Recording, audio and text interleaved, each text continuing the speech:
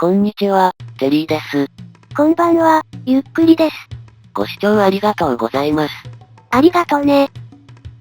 さて、幸運3様様という他はなく、田舎暮らしが予定より2時間短く完了しました。畑はすっかり綺麗になったわね。もはや今更植えるものはありません。きっちり計算してますから。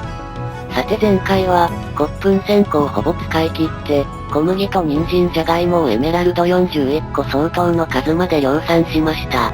ついでラバ脱走信号弾の実験もうまくいき、ピラミッド拠点に帰るのが待ち遠しいです。で、これから大荷物を抱えて帰るのね。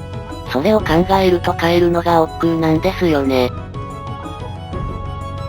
今回持ち帰るアイテムはラージチェスト3箱分ほどで、田舎暮らし拠点のレール近くに運ぶだけでも大変です。テリー自身が持てる荷物を差し引いても、チェスト付きトロッコ4台必要になるわね。前に色々トラブルがあったので、今回はかまど付きトロッコで押そうと思っているのですが、これまた初の試みなのでどうなることやら心配です。そういえば、シェルカーボックスなんてものがいつの間にか実装されていたんですね。私にとっては何それチートアイテムもので、新企画から私はついに、インベントリ圧迫の苦しみから解放されることになるようです。つまり、ゾンビ肉拾いたい放題ね。別にゾンビ肉拾いたいからではなくて、まあ多分拾いますけど。まあともかく、この先控える 1.12 でのプレイは、新規ワールドでなるべく初見で、とこだわっていたバージョン 1.8 の初プレイ以来です。時折新要素を閲覧することもありましたけど、これ以上いけないと自粛モードを働かせて、ここまで来ました。超楽しみです。さてそういえば、今回の田舎暮らしの収穫量はそれぞれこんな数値です。で、各アイテムは19個で取引できるので、手に入るエメラルドはこの数で、少数切り捨てで合計は373個です。この数が、エメラルドブロック41個をわずかに超えているんです。確かにほぼぴったりね。本当は若干余剰させるつもりだったのですが、平均値の誤差でギリギリとなりました。あとそういえば、畑内部に水源を置くのを避けた件ですが、半ブロックで水源に蓋をする方法は、ラッシュ収穫に意外と不向きじゃないかと思ってます。これ多分、ラッシュでの収穫でなければ大した問題になりません。随分と人参を背後に取りこぼしているわね。より遠くの人参に狙いを定めれば、背後に取りこぼさずに収穫できるのですが、遠くの人参はちょっとしたズレで収穫漏れしてしまいます。半ブロックに乗った時にずれるってことね。今回は、すでに広々とした整地スペースが用意されていた上での収穫です。整地の手間を考えると半ブロック使った方が良いのかもしれません。どれだけの収穫が必要かにもよるわね。あとちなみに、真っ先に考えたのはやはり水蓮の葉でしたが、ツルハシで蓋を壊してボチャンする姿が想像できたのでやめました。よくボチャンする割には落ちるの嫌がるわね。さて、まさか20分もかかるとは思わなかったです。やっと田舎暮らし拠点を後にできます。結局チェスト付きトロッコは5台作ったのね。で、かまど付きを開いて木炭入れようとしたらなぜか前進するし、開き方がわかりません。さすがに基礎的な操作方法は Wiki で調べておけばよかったと、少々後悔です。なんとかそもそも開けないことに気づいたのは、木炭を10個消費してからでした。村の地下のゾンビスポナー探しで松明使いそうなので、消費を抑えたかったところなのに。そういえば、骨粉ほぼ使い切って植林しづらくなったわね。そして今度は、少し進んだところでチェスト付きが渋滞してしまっています。なんだかもう嫌な予感しかせず、かまど付きの評価が下がるばかりです。しかし幸いなことにその予感は外れて、この一箇所以外はつまらずに、ピラミッド拠点までスムーズにたどり着くことができました。評価が持ち直してきたわね。そしてさらに、すっごく警戒していたトロッコの跳ね返りを、きっちり押し返すかまど付きが頼もしいです。もうかまど付きの評価はうなぎ登りで惚れてしまいそうです。やけどするわよ。まあでも、ほっと一息ついたこの時点で、すでに問題が生じていました。チェスト付きと6個の数が足りません。どのチェストを失っていたら一番運がいいのかしらね。さて、最悪の事態を覚悟しつつ、一つ一つ後片付けをしていきます。まずは農作物を入れていない唯一のチェストは無事でした。そして次に、本棚に転げ落ちた先頭のチェストの人参じゃがいもは無事です。さらに2台目の人参満載チェストも無事で、この時点で人参は全て生存確認です。で、サクサクと闇の村方面に押し流し、失ったチェストが特定できました。じゃがいも満載チェストです。ひょっとして意外と焦ってないの？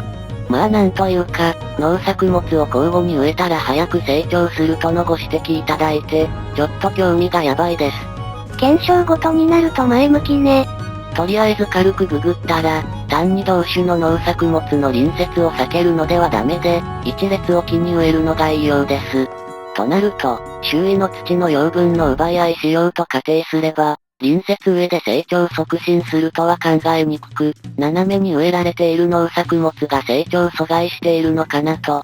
その前に成長速度を数値化する検証方法を考えないと。つまり、試したいのね。あ、幸運3だこれ。なお失った5台目のチェスト付きですが、4台目のチェスト付きを片付けたら出現しました。かまど付き恐るべしです。ともかく畑の検証はまた今度ね。さて、かまど付きに行ってらっしゃいして、ラバ脱走信号弾計画を進めます。闇の村から戻る時にはリードが切れる率が高いです。そして、ちょっと手間取りましたが完成しました。ゴーゴーうるさいですが、まあ少し離れれば大丈夫です。まあいいんだけど。そして、残像が残るらしいダイヤは入れておき、より高く打ち上がるよう、火薬3つでロケット花火を作りました。村人取引から戻ってくるのが楽しみです。これでようやく、リードがいつ切れるかがわかるというわけね。少なくとも行きがけか帰りがけかはわかると期待してます。さて場所は変わって闇の村の取引です。今度は闇の村駅からここまで荷物を運ばなければならず、さすがにだるいですが、あと一頑張りです。で、せっせとアリさん的に働いている間に、どうやら廃村化計画を阻む家を特定できたようです。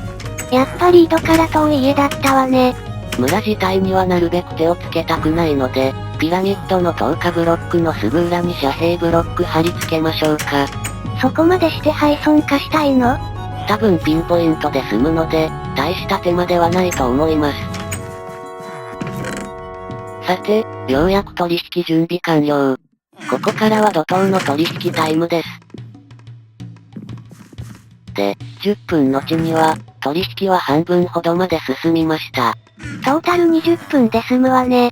ちなみに今回は一括取引しているのですが、1個ずつ取引した時とは緑キラキラ率が全然違って高確率です。そのせいで、前に3種類の取引品目の割合を計算した比率が、全然役に立ってなくてショックです。そしてその40秒後、思わぬアクシデントに見舞われました。この時点でワンスタックある人参は5枠です。で、さすがに連続取引に疲れてわざとでない暴力を振るってしまったところで、うっかり商売道具の人参を落としてしまい、その人参を、すかさず慰謝料に分取られてしまいました。先に殴ったのでは返せと言いづらいわね。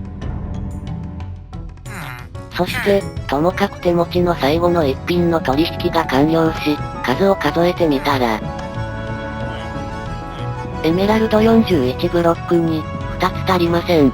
まあそうなるわね。いえ、計算が合いません。人参ワンスタック取られてもせいぜい4取引分なので、ギリギリ足りるはずだったんです。ならどこに消えたのよ。ほんとわかりません。計算したら、人参52個が行方不明です。で、最後の2つの人参取引のうち、1つは断られて、今度はじゃがいも収穫ね。そして、いまいち最後が閉まらない取引が完了しました。やっとピラミッド拠点に帰れます。というわけで、かなり苦戦したエメラルドブロック集めは、これにて完了です。長かったわね。さて今回は拠点に戻るまでとなります。色々作業が長引いたので、ゾンビスポナー探しまでは着手できませんでした。それはいいけど、花火上がらないわよ。ラバたちが空気を読まず脱走してくれていなかったんです。つまり、ついにリードが切れない方法を見つけたのね。さて次回ですが、ボーリング調査的に村の地下を掘り抜いていこうと思ってます。サクサクこなしたいので、ビーコンの耐性と再生能力で身を守りつつ、暗視と非耐性ポーション使いながらちょっか掘りしようかなと思ってます。マグマクリーム残っていたかしら。ブレイズパウダーとスライムボールが余ってます。では、次回も頑張っていきます。それではまたね。バイバイ。